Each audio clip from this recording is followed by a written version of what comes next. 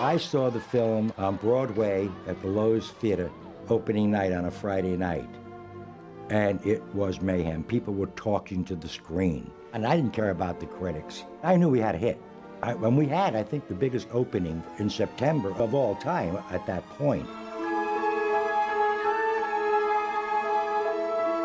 I had very strong controls over the marketing of the film because that was my background. And they changed the ad.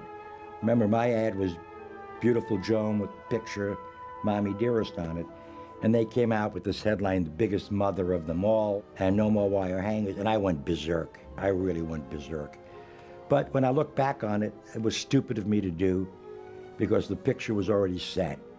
But, you know, when you make a movie, you become so much a part of it that if anybody tampers with your kid, it's like your teacher, you know, tampering with your kid.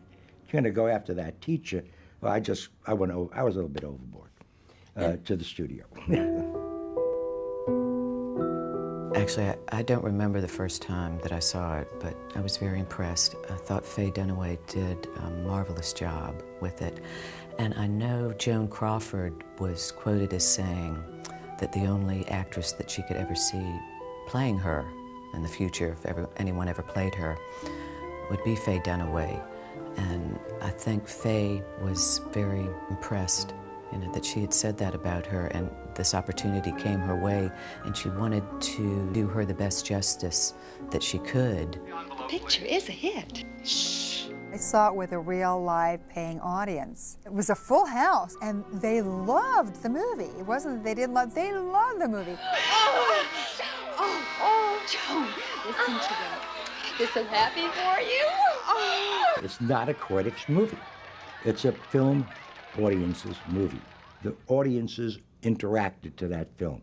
The audiences related to that film. I love all of you.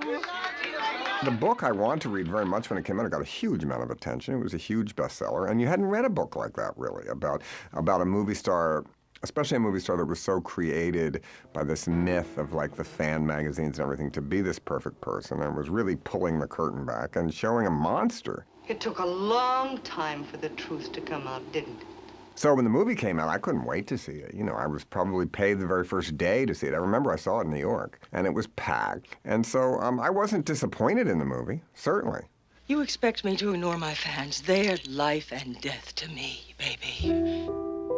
I had no idea about the gay community's attitude towards Mommie Dearest until my wife, who's a photographer and is surrounded by all these extraordinarily talented and great gay guys, so every time they'd meet me, they did Mommie Dearest. Oh my God, you would think the king arrived. And I said, well, what is it? I said, we just love it, we just love it, we just love it. And so I've grown very close to the gay community as kind of like the king of their goddess, Joan Crawford. It warms my heart. I take great pleasure out of it. But I had no idea. I mean, I knew a little bit, but I had no idea how much it resonated with the gay audiences. They just love it. Movie star manages to have it all. Career, home, and family. It does touch the gay audience particularly, and I found that when we did an event a few years ago at Town Hall in New York called Mother's Day with Joan, and the place was packed to the rafters, and it was a big, huge gay audience. I've never gotten an ovation like that in my life. People were on their feet shouting and screaming. They showed the movie too afterwards.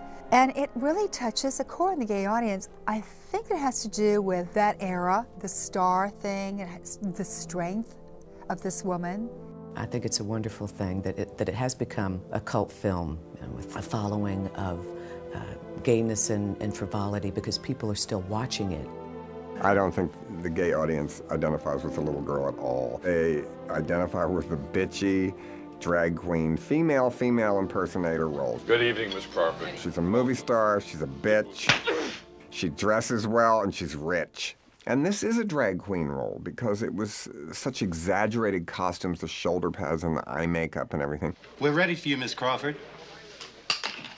I'm doing Mommie Dearest as a Broadway show in drag. I'm already working on it. We're already writing the score.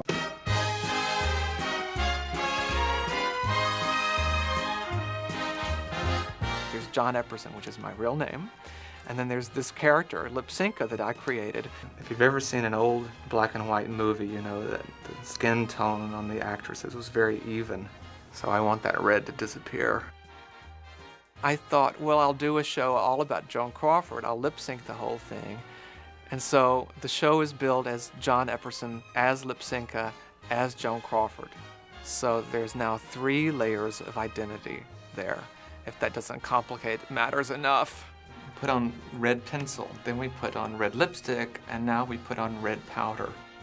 When I created the character of Lipsinka, I wasn't specifically thinking of Joan Crawford. I was actually more influenced by Lucille Ball and Carol Burnett and a woman named Dolores Gray. But there was that Joan Crawford fascination lurking in the background.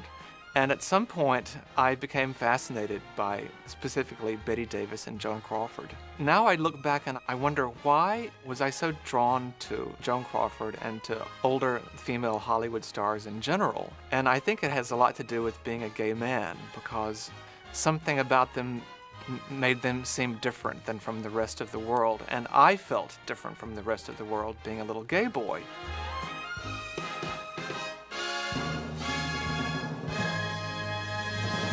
And voila, after 2 or 3 hours of makeup, Miss Crawford is finally ready to appear before the cameras. I intend to be buried here in the 20th century. When the book Mommie Dearest came out, there were people who took sides. They took Christina's side, or they took Miss Crawford's side. What we do know is that she did at least once use her children for publicity when she had them do what seemed to be a scripted radio interview. This is my daughter, Christina. Hello, everybody. And my son, Christopher. Hello.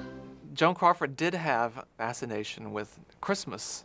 She was almost obsessed with Christmas. And Merry Christmas to you and to all your listeners. It's so hard for me to play favorites about anything. I'm not sure I have an absolute favorite scene. Well, I think my favorite shot is the one in the shower where she stands there and the water hits her hairdo and it melts in front of her and she doesn't react, which is so she's beyond the forces of nature, is a great shot. And I had forgotten that shot. Well, let me think for a moment.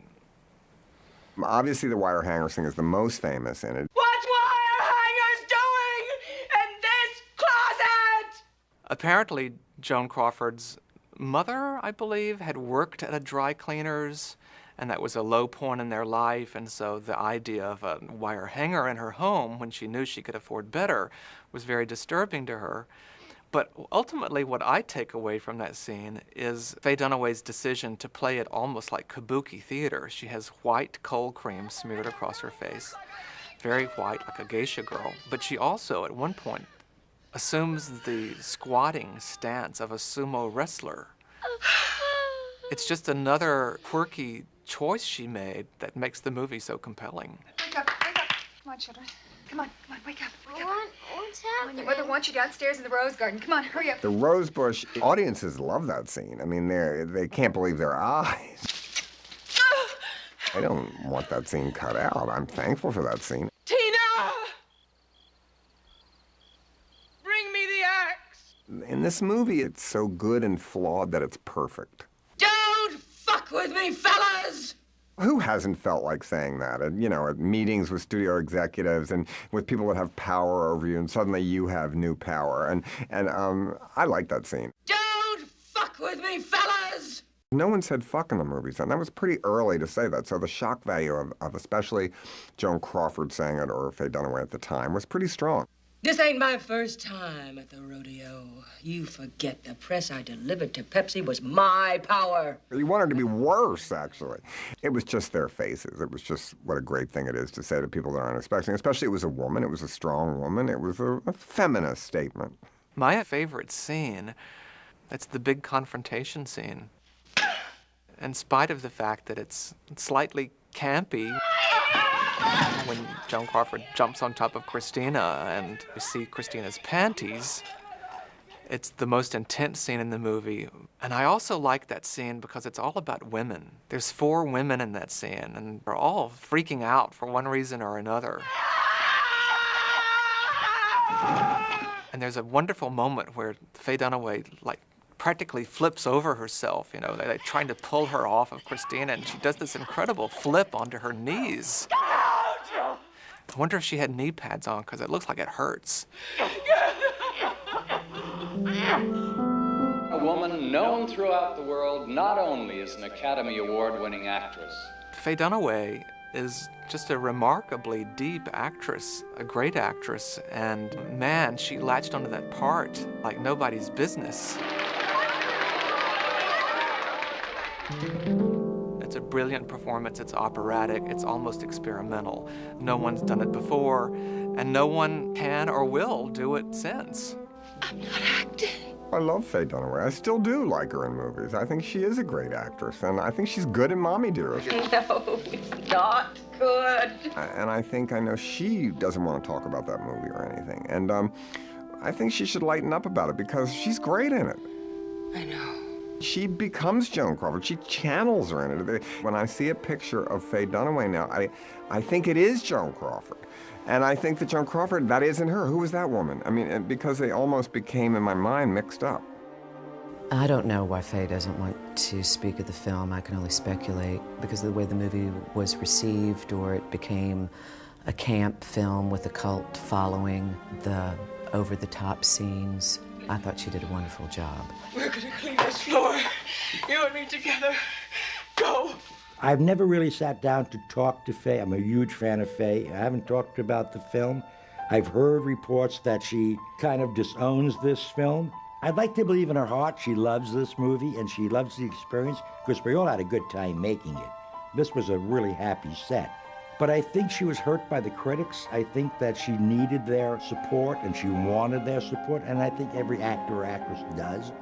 So I think that hurt her badly, and I think some of the choices she made, I think she would like to have remade some of those choices. This floor is not clean! Look at it! She put her own stamp on it, and she really was wonderful in the movie. And I think one of the things that she shouldn't regret is this movie.